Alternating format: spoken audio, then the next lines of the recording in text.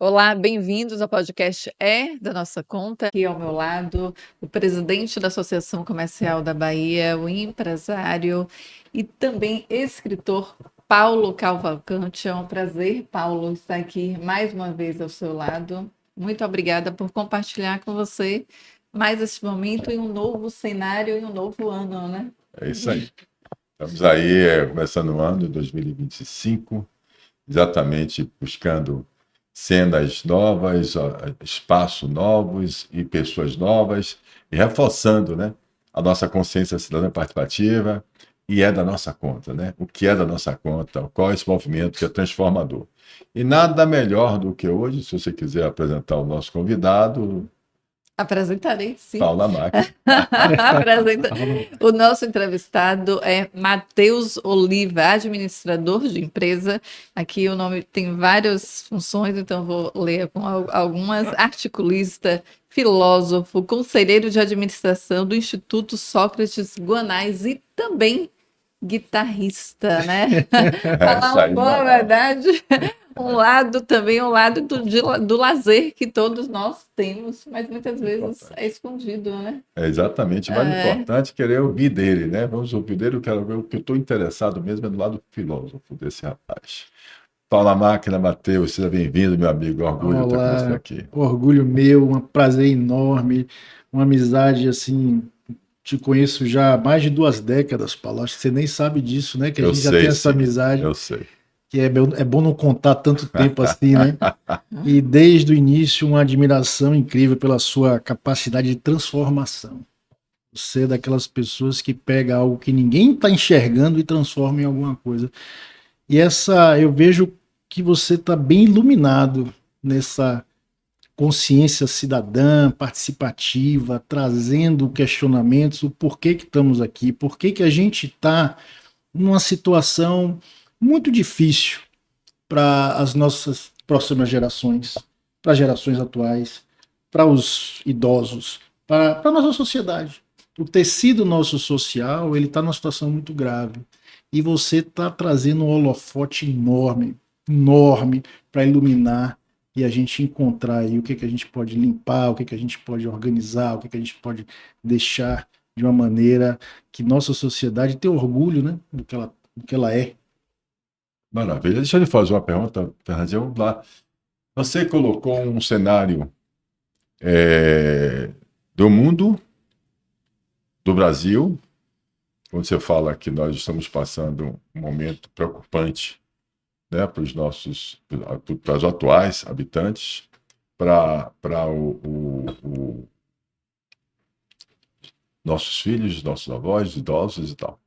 Você coloca isso como sendo, você enxerga isso como sendo uma coisa do mundo ou do nosso país? Eu enxergo como sendo do nosso país e em outros locais, outros lugares do mundo, mas eu acho que a gente tem que cuidar do nosso. Se a gente ficar pensando só no mundo, a gente não resolve a nossa esquina, né? A nossa rua, a escola que nossos filhos, as crianças frequentam. A gente tem que pensar no nosso. Então, eu acho que vamos pensar aqui, vamos conversar sobre, né, Paulo, sobre Vamos conversar nosso aqui, né? dia, né, Então, Fernanda, por favor, nossa faça terrinha, como diz. a sua primeira provocação. Veja que a ideia aqui no caso que a gente mais provocou foi ele que provocou esse artigo de hoje sobre os iluministas, né? O Uhum. iluminismo. Então, exatamente foi ele que provocou essa luz, né, desse ambiente que ele acha que a gente não tem pessoas com pensamentos críticos. E foi exatamente isso que provocou. A gente, bom, o papo cabeça, o papo que a gente adora, é da nossa conta. Então, fica à vontade, o que você quer saber, aproveite, explore. Já que a gente está aqui com um filósofo, né? Falar um pouco a respeito de filosofia. Eu acho que a filosofia é algo para a gente que mexe a nossos sentimentos. O poder da gente de questionar, né? De indignar-se. Que tem um filósofo que ele diz que a gente não pode perder nunca esse poder de indignar, temos que defender, eu só quero que alguém me lembre quem foi, o direito de dizer, os que tem que saber, não é isso que, você lembra quem foi esse filósofo? Voltaire. Mas não é ele que disse isso, não foi ele que disse, não foi ele que disse que não foi a frase dizer que vou defender até a morte, o direito de discordar, foi de uma Ana, eu acho que uma Ayn Rand, né? Não, Ana Beatriz. Pronto. Beatriz. Mas Ana todo Beatriz. mundo disse que foi você. Pegou no Voltaire, porque o Voltaire ele trouxe essa temática, ele trouxe essa filosofia. Voltaire se exilou da França e foi para a Inglaterra. Na Inglaterra encontrou mais liberdade de expressão. E aí ele ficou muito encantado e ele era muito assim irônico, estudioso, mas ele queria que o ser humano se iluminasse para a ciência, para as discussões e para a liberdade de expressão, porque só com contraponto, só com a liberdade de você conversar e poder se expressar e ter condições de se manifestar, que você encontra o crescimento da sociedade. Senão você vira uma coisa obscurantista, né? Você vira uma coisa escura, porque só tem uma verdade? Não tem. Verdade depende de cada um. Não existe verdade absoluta. Não existe verdade absoluta. Então, pegando esse gancho, né, e a pergunta que a gente faz, que até eu fiz também, lá os iluministas, eles lutaram contra os reis, os dogmas, a igreja, né? E buscava o conhecimento, a ciência, não é isso? O pensamento crítico, o inconformismo, não ceder, né, a pobreza, aquela situação de extrema desigualdade, né? Inclusive por essa razão que a gente fala que a influência que a nossa Constituição teve, tanto na nossa Constituição da França, né, com a Revolução Francesa, que ele traz a Revolução Francesa, como da independência dos Estados Unidos também, eu lhe perguntaria o seguinte, hoje, se existissem, deve existir, você é um iluminista, mas qual seria, então, a nossa grande batalha? Contra quem seria? Eu acho que nossa grande batalha não é contra um indivíduo, é a favor dos indivíduos, né, que compõem nossa sociedade. E aí, como é que você ilumina mentes e corações? Com educação, com conhecimento, com esclarecimento, né? Assim, tem um filósofo, Bertrand Russell, ele foi do início do século XX, né, 1900 e alguma coisa, final de 1800, início de 1900, eu não fico gravando tudo, que eu não sou um filósofo, eu sou um filósofo de paixão, né, eu não sou técnico, porque para não ficar... Mas o Bertrand Russell, ele tem uma frase, ele tem um conceito muito interessante sobre o comunismo, sobre Karl Marx. Derrota de Karl Marx assim, na sua filosofia, né, que ele tinha uma filosofia de igualitário, de proletariado, etc, etc, é porque ela não foi uma filosofia para o positivo. Ela era uma filosofia para destruir a burguesia. Então ela tinha por natureza um certo ódio, um lado negativo. A gente precisa ir para o lado positivo. A gente tem que lutar contra a escuridão dos indivíduos, os indivíduos que não conseguem pensar, que a gente estava falando aqui, não conseguem raciocinar, não conseguem se manifestar. E você só resolve isso esclarecendo. E se você só esclarece com livro, você só esclarece com livro, fornecendo informação. E livro, aliás, é antigo, estou até, né, minha cabeça...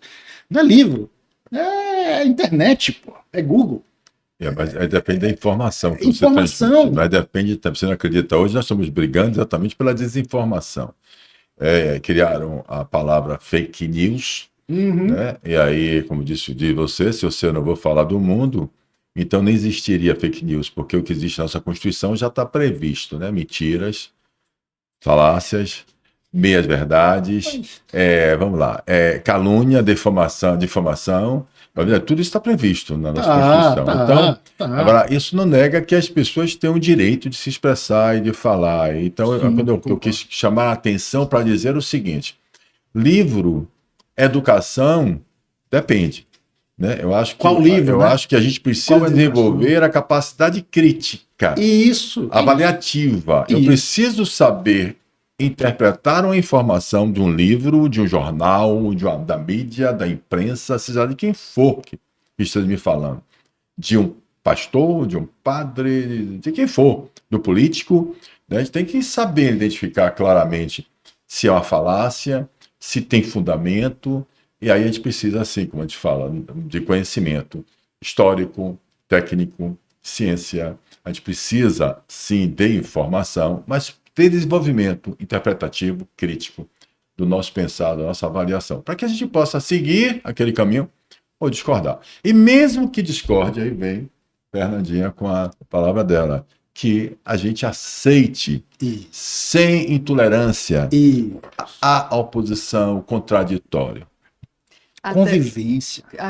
Até porque hoje em dia, por exemplo, você falou a respeito dos livros, que eu acho interessantíssimo, porque muitas vezes as pessoas que fazem livros, que estão ali, é fruto de pesquisas, como você fez o seu, Paula, fruto de pesquisa, de conhecimento, e é quando a gente fala, quando você falou pesquisar no Google, a gente tem que ter a maior cautela, porque nem tudo que sai, que tem ali no Google é verdade, nem tudo tem veracidade, é igual a informação jornalística também, que hoje em dia, pelo fato da internet, pelo boom da internet, o que é que acontece? Muitas pessoas acreditam ser comunicadores sem ter nenhuma formação, sem ter nenhum estudo, sem ter ética e ter cuidado com as palavras.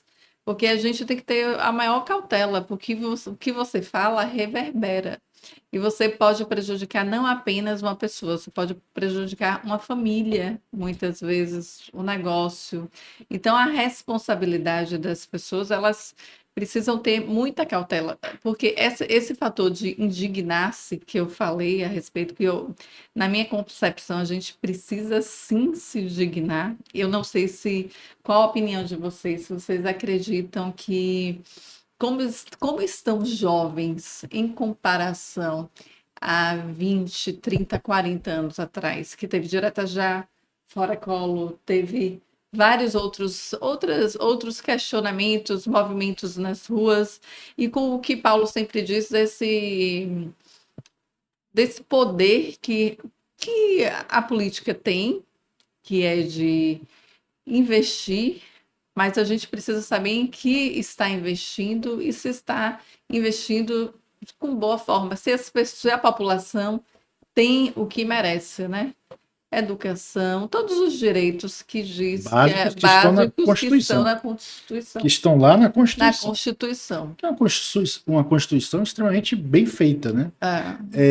Agora, o que você falou em indignidade. Indignidade. Vamos para a filosofia. Filosofia é amigo do saber. Então a gente está precisando de sabedoria, né?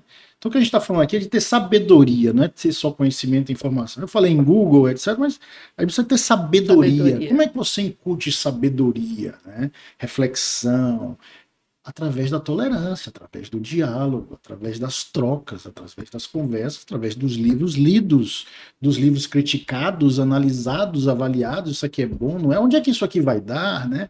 E a filosofia, o ramo da lógica, a matemática, os gregos eram filósofos e eram matemáticos. Andava um com o outro. Aristóteles, Pitágoras, Eurecas, eles descobriam, né, muitas coisas e filosofavam. Né? Então, você ser amigo do saber e aí trazer a indignidade é o quê? É você querer ser digno, né? É o negativo da dignidade. Eu me indignei porque eu quero ser digno. Isso não está digno. Eu estou me indignando com isso. Mas, Matheus, deixa eu fazer aquela provocação que eu tinha feito aqui, que eu estava testando antes, esperando você, Fernanda, a gente batendo papo aqui, eu disse a ele o seguinte, eu perguntei, a educação está há 36 anos na nossa Constituição, dizendo que é o direito nosso. Nós escolhemos dar distintamente a educação exatamente buscando isso. Se nossa Constituição ela vem influenciada exatamente pela luz, pelo iluminismo, e lá o princípio dele é exatamente a informação, exatamente o desenvolvimento da pessoa, a capacidade crítica da pessoa, e a valorização da liberdade de expressão, né, da liberdade do cidadão, da questão de você ter a democracia, a vontade do povo, né? E aí eu fiz aquela pergunta para você, e vou repetir aqui, porque fica fácil da gente botar e deixar gravado, né? Que a gente tem até hoje no Brasil, 36 anos depois, e a gente tem na escola pública brasileira, ninguém confia. Nem os próprios professores de escola pública confiam na escola pública. Uhum. Isso qualquer um que estiver ouvindo vai me dizer, não generalize, claro, eu não está certo. Eu retiro que todos, mas eu diria que a maioria dos professores de escola pública não confiam na escola pública, mesmo sendo eles os professores dessa escola pública. Quando eu falo escola pública, eu estou falando principalmente da escola pública do primeiro e do segundo grau. Tá? Uhum. Nossa escola pública federal, né, é referência, alguns cursos, referências, né, maravilhosos, mas o que eu estou falando é que nós estamos passando uma crise na maioria das escolas públicas. Ora, 36 anos se passaram. Os próprios professores não confiam neles. Os próprios professores matriculam seus filhos nas escolas particulares com a impressão que estarão melhores nas escolas particulares, porque estão preparando eles para a vida. Ou com outro argumento, como já escutei, de dizer que não, eu acho que eu estou matriculando meu filho para a escola particular porque eu tenho que dar espaço para a escola pública. Depois a gente entra no contraditório de querer cotas e querer modificar as coisas, porque a gente sabe que a escola pública não está eficiente, reconhecemos ela e queremos cotas para o pessoal poder entrar na escola privada, ou para entrar na faculdade. Existe, efetivamente, apenas uma falta, nós somos fadados, nós somos condenados a sermos efetivamente passivos, ou efetivamente isso é uma manobra que veio construindo na política brasileira, que a gente, na verdade, não tem interesse nesse desenvolvimento intelectual, nesse desenvolvimento porque a ciência, duas perguntas, no Brasil, ela não avançou.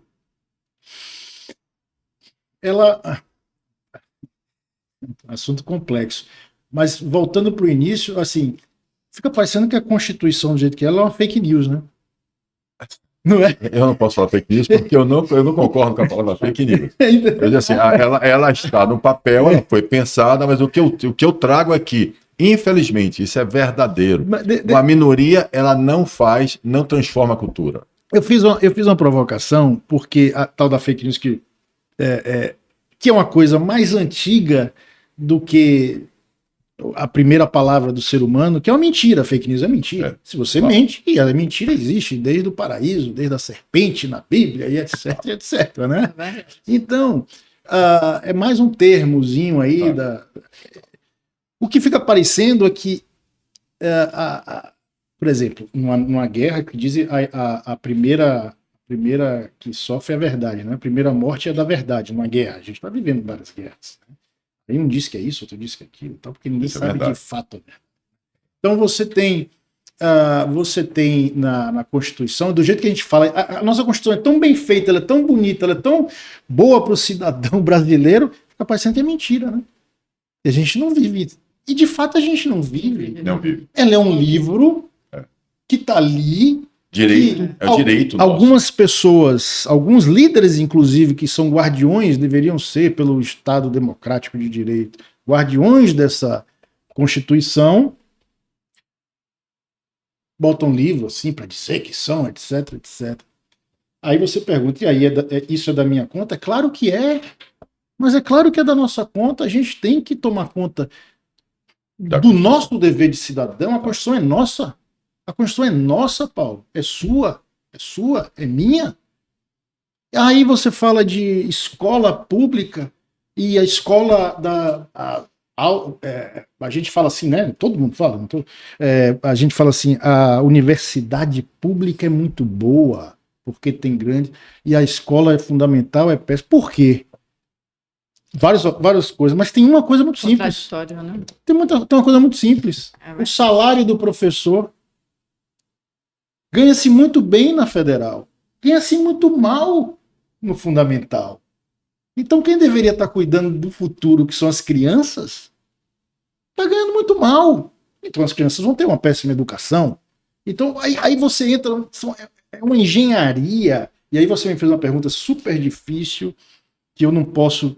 Quem sou eu, né? Só sei que nada sei, já que estão dizendo que eu sou filósofo, né?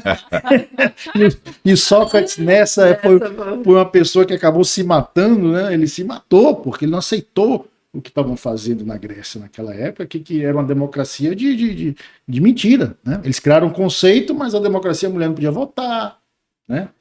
Só podia quem era da elite. Então não era uma democracia, mas criaram um conceito bem interessante que foi ao longo da humanidade, foi se desenvolvendo. Agora, quando você me pergunta se há um engendramento, eu acho que é arriscado dizer, mas se não há doloso, há culposo. Ok. Gostei até da definição do culposo. Entendeu, Fernando? Entendi. Porque não é o dolo, se não é de propósito, existe a culpa, existe a permissão nossa. Responsabilidade. Exatamente. Eu até diria o seguinte, Matheus, Fernanda, se você permitiu, você tem todo o direito de falar e eu defendo esse seu direito. Eu não concordo que a responsabilidade da nossa falta de qualidade na escola pública seja do valor do salário dos professores. Um item, é porque é tão complexo. Aí sim. Pergunta pode difícil. até dizer alguma coisa desse tipo, mas eu acredito que efetivamente volta a ter a questão da consciência. Total. Da autorresponsabilidade, do seu autocompromisso com a sociedade, de você entender, sim. Eu acho até que permitimos, né? E não apoiamos, não orientamos. Não existiu uma classe, um grupo que trouxesse esse despertar, que colocasse essa luz na cabeça desses brasileiros para dizer, epa, eu tenho uma força que ninguém, eu sou o formador do futuro.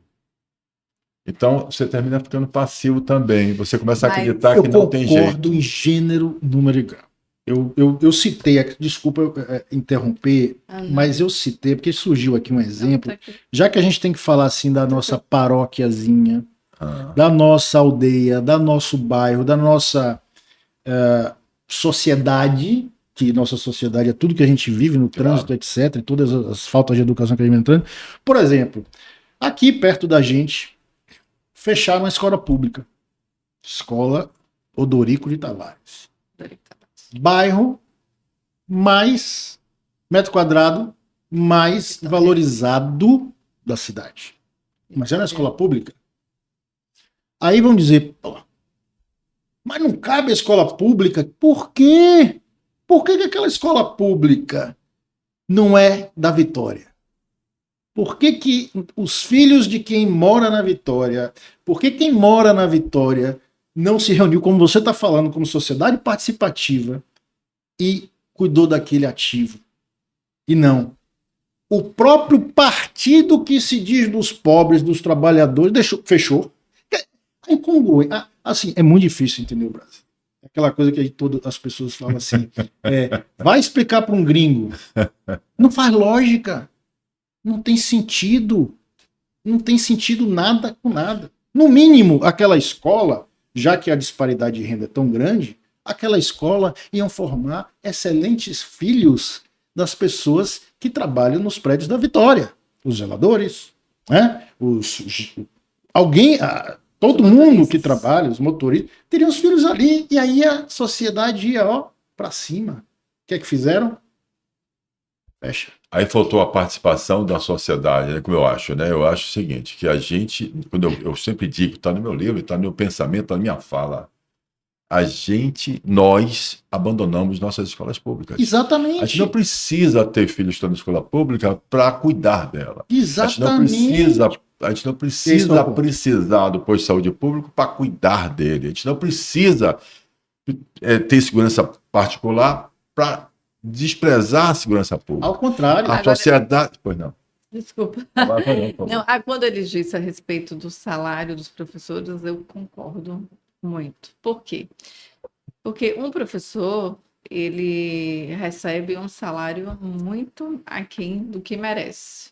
Muitas vezes tem que trabalhar em várias escolas, 2 ou 3 escolas, para manter um padrão de vida, para dar sustento aos filhos e para colocar os filhos em uma escola particular, que escola particular é caríssima. Fora que o professor, ele ainda leva material para corrigir em casa. Os professores hoje em dia está tudo mais didático. Então, é todo um trabalho desumano. Pois é. É desumano. Eu estou falando, minha mãe é professora. Foi professora durante muito tempo. É desumano. Eu tenho colegas, eu tenho uma pessoa maravilhosa, uma colega minha que está. Paulo, meu amigo, desculpe. Deixa eu citar. Eu estou como eu estou. Eu chego, estou inquieto. Mas calma, o que eu vou dizer para você é o seguinte: eu discordo de vocês dois. E eu tenho que trazer isso. Porque a mesma coisa de... Calma, remuneração, pelo amor de Deus. Pelo amor de Deus. Dizer isso é querer justificar. Eu não estou dizendo... Deixa eu terminar. Eu não estou dizendo, pelo amor de Deus, que eu não sou a favor da valorização dos professores. Pelo amor de Deus. Eu acho que tem que ter muito reconhecimento, eles têm muito valor.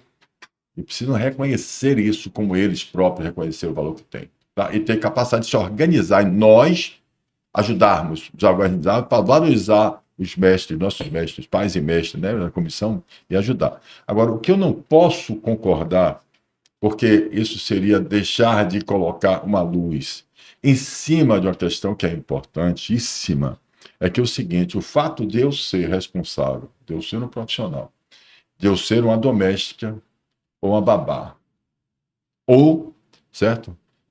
Qualquer outra profissão que eu queira ser, de eu ser um gari, que é uma profissão também muito digna. Veja bem, eu não estou, pelo amor de Deus, eu não estou dizendo, essa ou aquilo, não. Estou dizendo que são profissões importantíssimas para nossas vidas. A limpeza urbana, importantíssima a nossa casa, a pessoa que faz a nossa comida, que cuida da nossa casa, a pessoa que cuida dos nossos filhos, que também não ganha um salário digno. Mas eu tenho certeza absoluta que cada pessoa que se propõe a fazer a sua profissão, o seu trabalho, ele vai lutar para melhorar seu salário, vai aprender a criticar e se valorizar. Mas a gente não vai justificar a transformação que os nossos professores, se tivessem nossa ajuda da sociedade civil, a minha ajuda, a sua ajuda, a ajuda da sociedade, ou seja, da população, tivesse consciência cidadã e participasse, elas teriam melhores salários, mas jamais deixaria de dar o melhor de si para ensinar aos filhos do Brasil, porque é ali que passa a oportunidade. Os filhos passam pela mão delas. Então, se eu tenho uma obrigação, se eu estou aqui ganhando mal, mas eu estou vindo, eu vou dar o meu melhor para transformar esse país, até porque são essas pessoas que vão me dar a oportunidade amanhã que eu mereço. E merece mesmo. Merece altos salários, merece sim valorização. Mas eu não posso... Não, eu espero que a razão da falta de educação Não. Eu fiz um comparativo entre a boa educação pública que existe nas USPs e etc., e por que aqui embaixo é coisa. Porque aqui todo mundo quer. O cara faz um concurso e ganha um alto salário. Todo mundo quer, então ninguém quer lá. Vitalício. Então é uma questão de... Porque lá está sem eficiência, porque nossa gestão ela é ineficiente. Isso, Paulo, claro. Mas a ineficiência faz com que você não tenha também eficiência na educação. Deixa eu te falar. Mas o que eu tenho que colocar para vocês é que a gente... Eu acho que está claríssimo. Olha, Paulo, desculpa, está claríssimo. Que deu uma... Mas deixa eu dar, mas é bom, porque se quiser filosofar isso, e aí tem que ter o direito de discordar e a gente colocar. E eu vi, né, assim, o outro, porque você falou coisas assim preciosas, e eu acho que essa bandeira de que a gente tem que ter uma participação, na verdade, você está na base. Eu respondi uma coisa, mas na superfície. Eu entendi isso, né? Você foi na base. A base não é a questão salarial. A questão salarial é uma consequência de uma causa muito mais profunda, que é o que é a bandeira que você está levando. E eu acho que a gente tem que endossar isso aí para chegar onde eu falei que seria a questão. Que contraria a Constituição, que você disse, que eu também concordo, que parece ser uma mentira, mas não é. Ela foi bem pensada. Muito bem. O grande problema é que poucas pessoas pensaram, mas como sempre, a gente não consegue propagar, divulgar, a gente não teve competência para cumprir o plano de ação, como eu já falei aqui uma vez, Exato. que a gente disse, vamos acabar com o analfabetismo no Brasil em 10 anos. Ali, na complementar, dizia que em 1998, 10 anos depois, nós não teríamos mais nenhum analfabeto no Brasil, onde nós temos uma quantidade de analfabetos funcionais imenso. E pior, pessoas que sequer, como eu disse a você, tem autoestima cidadã, sequer se sente pertencente a esse Estado chamado Brasil. Entendeu essa nação? Daí eu me arrisco a dizer que é o culposo. Porque Muito deveria bem, ter muito bem colocado, eu gostei dessa posição sua. Eu também gostei. Porque a Vou gente. até copiar. Bom, copia.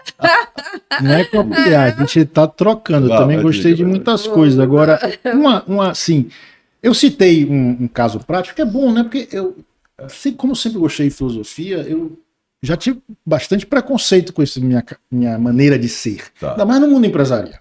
É isso que eu ia questionar. Imagina. No mundo empresarial, você se No mundo empresarial, é tão contraditório. Exatamente, no mundo empresarial eu tinha preconceito no mundo empresarial por ser filósofo, e no mundo filosófico eu tinha preconceito por ser empresário. Então, e o ser humano é livre para ser o que ele quiser, não é? Claro. Então, eu me identifico como filósofo, empresário, filósofo, e ninguém tira isso de mim. A razão com que eu fiz questão de ter esse diálogo com você. Agora, vamos para o caso prático, que aí é o empresário, né? A pessoa de ação, administrador de empresas falando. Você estudou no mesmo colégio que eu, se eu não me engano, a gente já começou sobre isso há muitos anos atrás. Instituto Social da Bahia, não? Eu passei pouco tempo lá no Pouco tempo. Eu também passei pública. Eu também estudei escola pública em Brasília. Direto. Eu fui um péssimo aluno. Eu já falei que eu tenho dislexia. Eu perdi 3 anos, só me formei. Mas você estudou lá, vamos lá. Passei no social, fiz o curso infantil, quando era Instituto Pio 12. Depois eu fiz social o segundo ano, perdi o primeiro e o segundo ano, aí fiz minha mãe fez eu repetir o segundo ano, aí eu fiz o terceiro ano.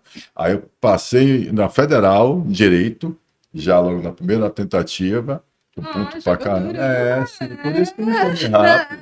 Mas eu fui jubilado, exatamente porque já estava empresário, já estava casado, com filho, trabalhando. Coitado, disléxico. Coitado, não vai dar pra nada, disléxico. Passou de primeira na Federal. Que são os rótulos, deixar... Desculpe, social, que você queria chegar, desculpa. A gente estudou, eu estudei na escola pública em Brasília, né? E me mudei, porque minha infância foi em Brasília. Quando a gente se mudou, eu estudei num colégio, e aí fui expulso. Era péssimo aluno. Porque não me adaptava àquela forma. Eu tinha um pensamento crítico desde criança. Questionava mesmo. Fazer o quê? Eu questionei minha primeira comunhão, pô. Questionava, não conseguia ficar sentado. Não sei se era TDAH, dislexia, o que diabo era, mas eu não conseguia ficar sentado ali, ouvindo o padre falar. Tá? E não acreditava que a hóstia ia me salvar. Embora eu seja religioso, seja uma pessoa de fé. Mas eu não sou de fé católica, eu vou na igreja. Respeito o padre. Você acredita em Deus? Acredito bastante. Eu não sou ateu. Quem sou eu para ser ateu? Pelo amor de Deus. Pô, nós somos. Alguma coisa tem lá, só que quem sou? Aí a conversa já fica, né? Vai pro outro lado. Porque eu quero dizer o seguinte: o Instituto Social da Bahia. O Odorico Tavares não foi fechado, o Instituto Social da Bahia também. Também, boa. No mesmo bairro, na mesma zona de influência particular e público. Os maristas, também foi fechado? Na mesma zona de influência. Quer dizer, numa tacada em 10 anos aí, uma geração, Paulo. Instituto Social da Bahia, sei lá, 2.500 alunos. Odorico Tavares, sei lá, 1.500, 2.000 alunos, não sei, mas deve ser por aí pelo tamanho da estrutura, né? Gigante. Maristas, 800, 1.200 alunos aqui no Canela. Ou seja, você está falando, vamos somar aqui, 5.000 alunos por ano numa região de influência de uma cidade importante como Salvador, não foram repostos. E aí? É o que você está falando. É o que você está falando, Paulo, é indignante e ninguém falou isso. Quando eu começava a falar isso com meus... Lá vem o chato. Lá vem o chato. Não, é o chato. Não está falando da festa, não está falando do carnaval, não está falando, né, do futebol. Lá vem o chato. Né? Aí converso com gente que tem interesse até em fazer, pegar o Odorico. Virou investimento imobiliário. Mas aí essa pessoa que fez investimento imobiliário, com todo respeito, e tem pessoas que eu admiro, todo mundo tem defeitos e virtudes, mas, pô, reclama da sociedade, mas não defende a escola. Quer ganhar dinheiro ali, no terreno. Fica difícil. Não, essa conta não fecha. Na minha cabeça, a conta não fecha e nós estamos indo para o ralo. O iluminismo, ele ilumina e a gente sabe onde é que está o ralo, sabe por onde está escapando, limpa, pá, conserta, engenharia, arquitetura, o que seja, tecnologia. Vamos explorar mais para ficar bem explicado, para as pessoas não interpretarem que você está fazendo uma crítica solta a um ou dois ou qualquer empresário. Não é isso que nós estamos fazendo. De forma alguma. O que nós estamos fazendo aqui é o seguinte: a sociedade nossa. Chegar lá. Como você falou culpa, o que eu achei interessante, eu acho que esse culposo. Culposo é que a gente fala. Doloso é quando você é uma sociedade culposa. Então, você quer e tem a intenção de matar. Dolo. Eu vou e quero, tá aí com crédito. E a culpa é quando você passa com um carro com 100 km numa avenida que teria 40 km e você atropela uma criança e mata essa criança. Então você assumiu o risco de poder cometer aquele crime. Culpa. E a culpa é quando você fala da...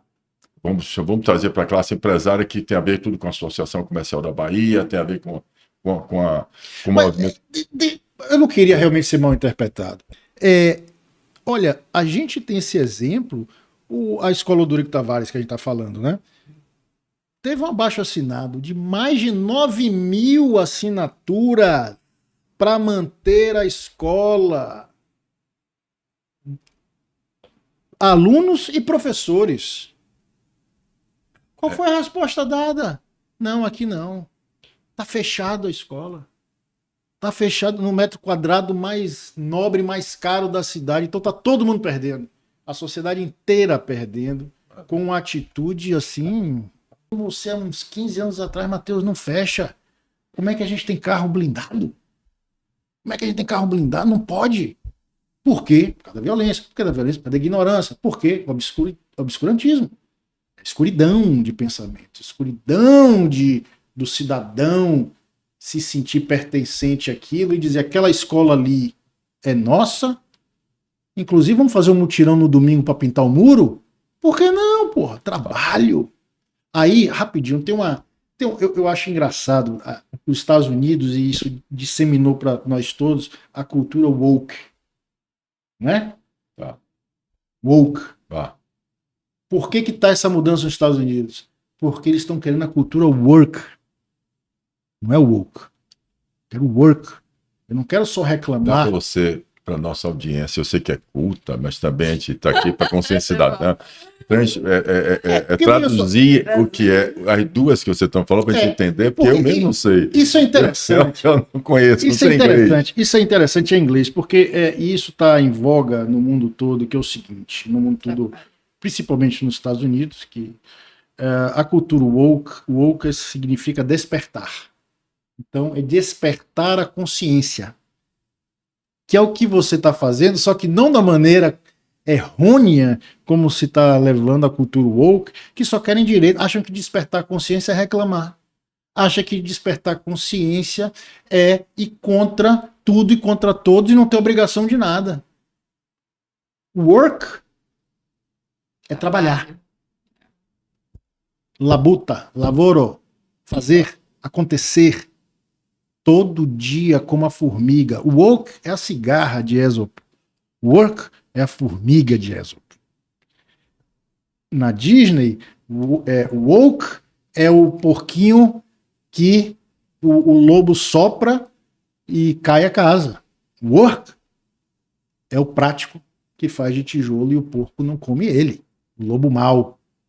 O lobo mau não come o porco. Então, e a gente está vivendo isso. Né? A gente está vivendo muito. A Constituição é tão bem feita, talvez, que estão confundindo tantos direitos com pouquíssimas obrigações.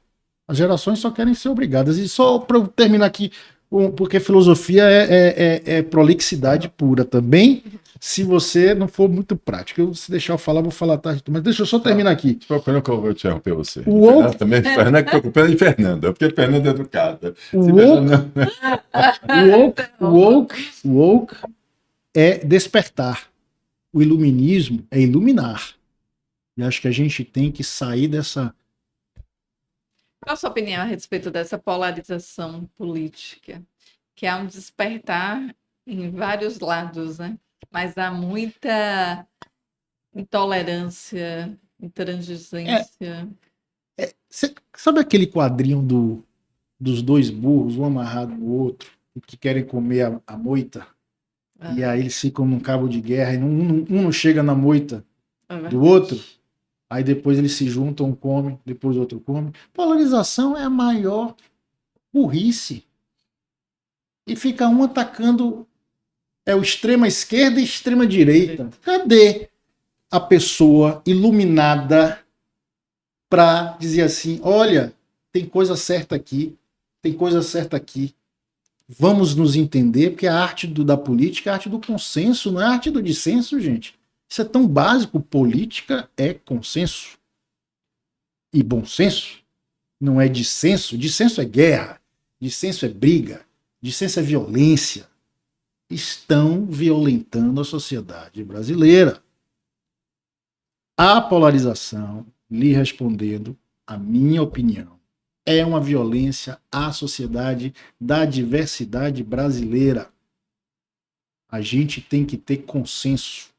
Dissenso, a gente só se afasta, cria um abismo, vai cair todo mundo lá dentro. Assim que eu Vamos lá. Só para colocar na questão sua que você falou, né? Dos termos que você usou da cultura, o grande problema é que o fundamento era buscar efetivamente a cultura de aceitação, de tolerância. E o que a gente viu foi a intolerância. Exato. Você também tinha a questão do pêndulo, como você colocou. Começou dizendo, vamos tolerar as diferenças. Vivemos em um país, não só no mundo, isso é um movimento mundial. Vivemos em um momento que a gente tem que aceitar as diferenças culturais, as diferenças de raça, credo, opções sexuais, tudo bem. Mas o que nós confundimos e fizeram foi ultrapassaram todos os limites e começaram com a intolerância às pessoas que efetivamente eles achavam que era contra aquela. Então, ficou a intolerância da intolerância, aí criou-se de novo, se perdeu de novo o bom senso, se perdeu o equilíbrio. A palavra que eu uso mais é equilíbrio. Então, veja bem, e aí que está. Começou os absurdos, as pessoas se acharem que podiam andar na rua como se fosse carneiro, como se fosse boi, cobra, se jogar no chão. Quer dizer, é um absurdo. Então, a gente, efetivamente, perdemos o equilíbrio. O que é que a gente quer? Tolerância. O que a gente quer? Tolerância em todos os sentidos. Aceitação, diálogo, comunicação, né? Construção. Então, é que eu falo, tudo bem. Então, a questão. Então, e o que passa em relação ao nosso país, eu insisto. Autoestima cidadã. Eu falo isso todo santo dia, estou vendo isso nas experiências que eu estou fazendo das mulheres do subúrbio ferroviário, com o acolhimento das empresárias informais. Estou vendo isso agora no nosso projeto de lei, que é importante, antes da gente terminar aqui, a gente tem que falar sobre o projeto de lei popular, que é exatamente o exercício da democracia participativa, que é exatamente para que as pessoas físicas e jurídicas que estejam doando seus recursos, cometendo a solidariedade, para as empresas filantrópicas do terceiro setor, que não têm fins lucrativos, que ajudam as instituições como a Santa Casa, como a nossa irmã Dulce aqui, como o Hospital da Marta Gomes Gesteira e tudo cego e outros, que esse dinheiro ele venha, né, fique diretamente na mão dessas pessoas que estão utilizando aqui no lugar dele, como você falou, do seu bairro, seu estado, na sua cidade, e a gente já enxerga, a sociedade possa participar disso, né? E essa projeto de lei popular é uma provocação para o exercício da democracia participativa. Ele é popular para que as pessoas entendam que tem poder da mão do povo, ele pode legislar. É exatamente isso que a gente está fazendo. Eu vi que você aqui é conselheiro de administração de um instituto que esse também, se eu não estou enganado, também cuida exatamente de Santas Casas, da questão de saúde pública, é isso? Eu sou conselheiro de administração do Instituto Sócrates Guanais, que ele administra e presta serviços em hospitais públicos. Ele tem 25 anos, está fazendo 25 anos aqui, um brilhante trabalho do cardiologista André Guanais, filho de outro cardiologista, Sócrates Guanais, que era um grande entusiasta. Irmão de Guanais. O Sócrates Guanais, pai de Nizam Guanais, né, que é um brilhante, bem-sucedido baiano, publicitário. E o Instituto Sócrates Guanais, olha que interessante. Lá em São José dos Campos, ele administra o hospital público. Em São José dos Campos, é conhecido como Publi Einstein. Pessoal, o Hospital Albert Einstein é um dos melhores hospitais do mundo, mas é particular, em São Paulo. O público de São José dos Campos, as pessoas que trabalham na Embraer, muitas pessoas que trabalham ali nas indústrias de São José dos Campos, querem ir para o público, Instituto Sócrates Guanais. Que maravilha.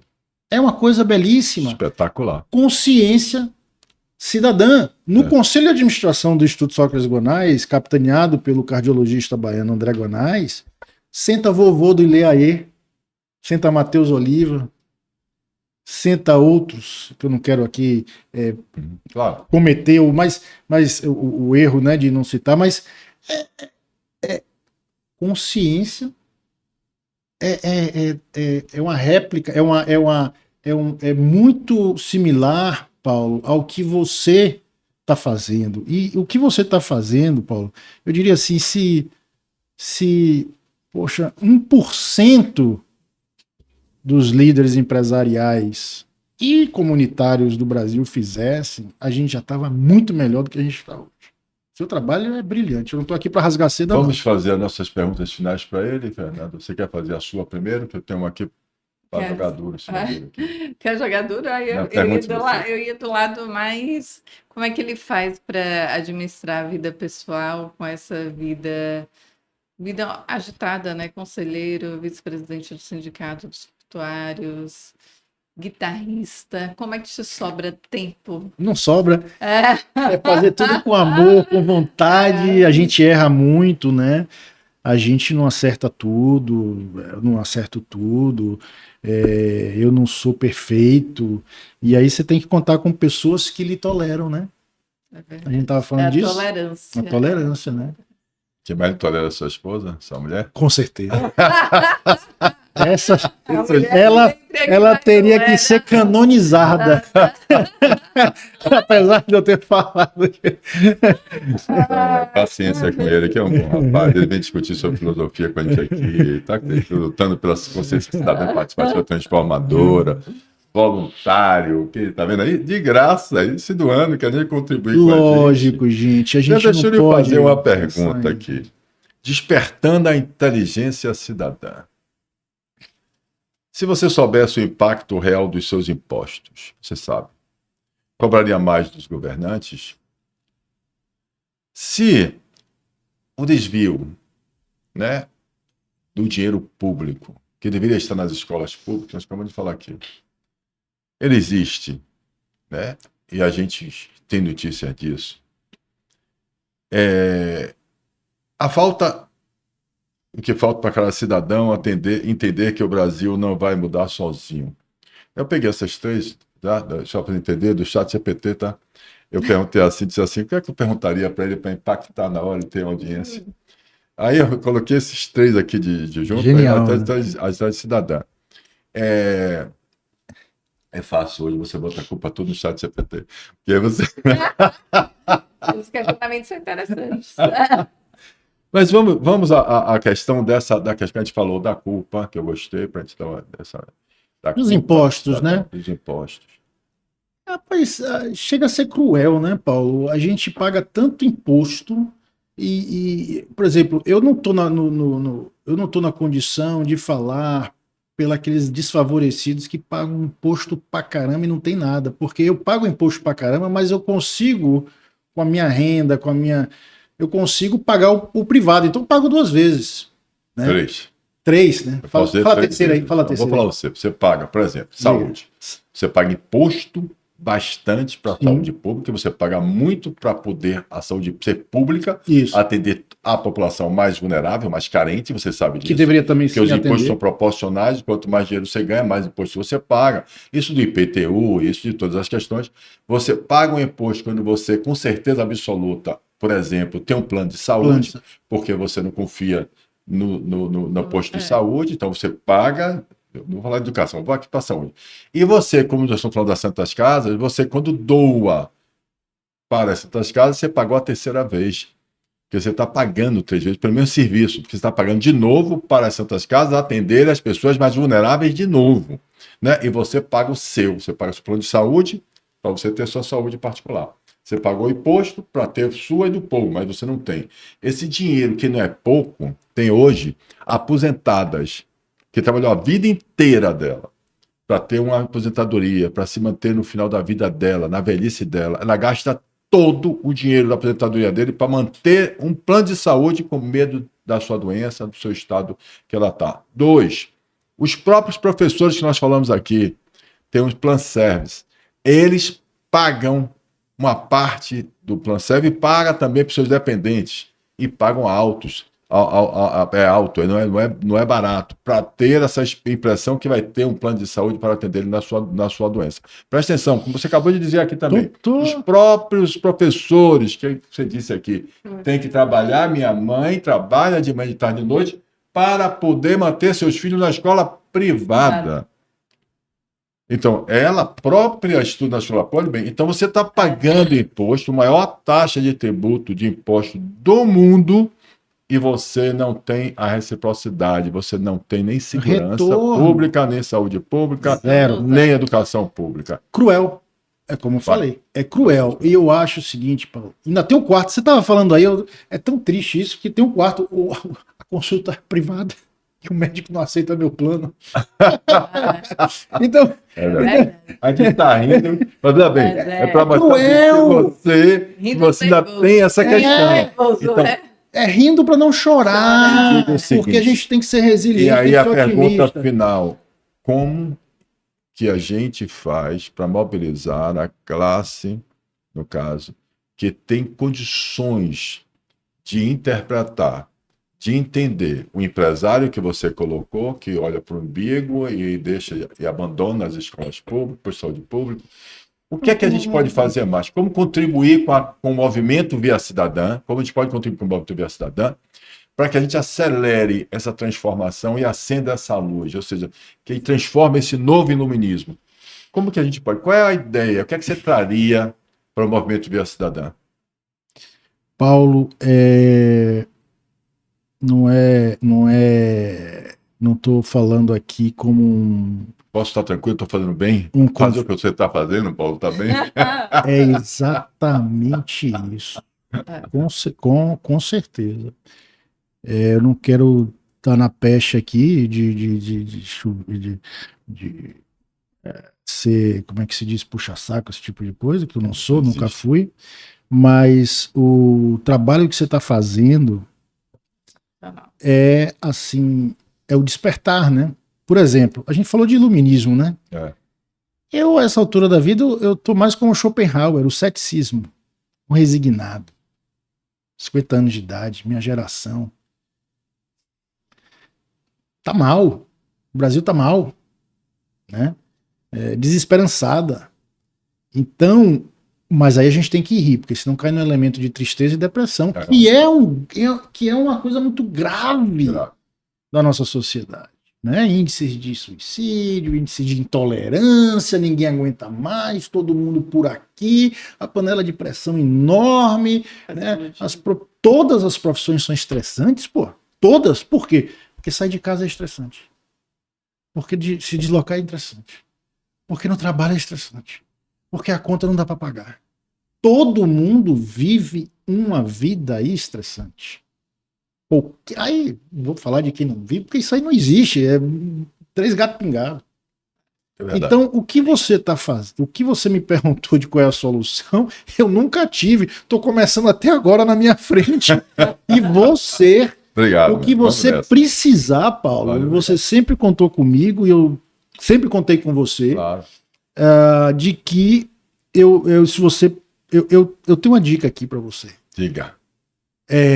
Nessa coisa de intolerância, de polarização, chama Antônio Risério. Quem é Antônio Risério? Antônio Risério é um intelectual de esquerda, brilhante, que quando começou a dizer que a esquerda estava indo para um caminho errado da intolerância, foi cancelado. Antônio Risério. Grande intelectual baiano. Está sumido. Me ajudar para a gente... Está sumido. Não sei quem é ele. Está sumido. Por quê? Porque essa intolerância, essa agressividade de eu tenho direito a tudo e não posso ser criticado, ele foi cancelado entre os próprios. Quer dizer, covil de serpente. Não é? Vamos lá. Meu querido, que são as palavras finais aí para nosso podcast? As palavras finais é que eu desejo todo sucesso para vocês, que foi um prazer enorme estar aqui, que essa sua luta é uma luta brilhante, Paulo. É uma luta que ela merece ser replicada, ela merece ser admirada, ela merece ser seguida, ela merece juntar forças. A vida é uma guerra, dizem, né? A gente está na trincheira, amigo. Eu estou na trincheira com você, com as mesmas armas, e as armas são esclarecimento, cabeça, visão, tolerância, ouvir, pregar, associativismo, praticar, união. Estou com você, Paulo. Excelente, parabéns, obrigado. Obrigada. Muito obrigado. Fernandinha. Quero agradecer, né, mais uma vez aqui a gente nesse bate-papo, nesse novo cenário, nesse reencontro agora, né, em 2025, falando de assuntos tão interessantes a respeito de intolerância, de política, de Constituição e aprendendo a cada dia, né, Paulo? Porque a gente, parafraseando Sócrates, só sei que nada sei, porque todo dia a gente está aprendendo, não é? Obrigada. Obrigado a todos vocês, de coração, fico muito feliz. Paula Máquina, tamo junto. Obrigada.